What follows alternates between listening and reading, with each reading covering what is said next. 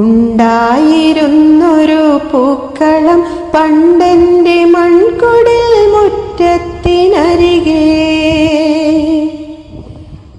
തൊടിയിൽ വിരുന്നെത്തും തുമ്പയും തോഴിയായി മുക്കുറ്റി കണ്ണാന്തളിയും കൃഷ്ണ കിരീടവും ചൂടിയ പൂക്കളം മാവേലി മന്നനെ കാത്തുനിന്നു.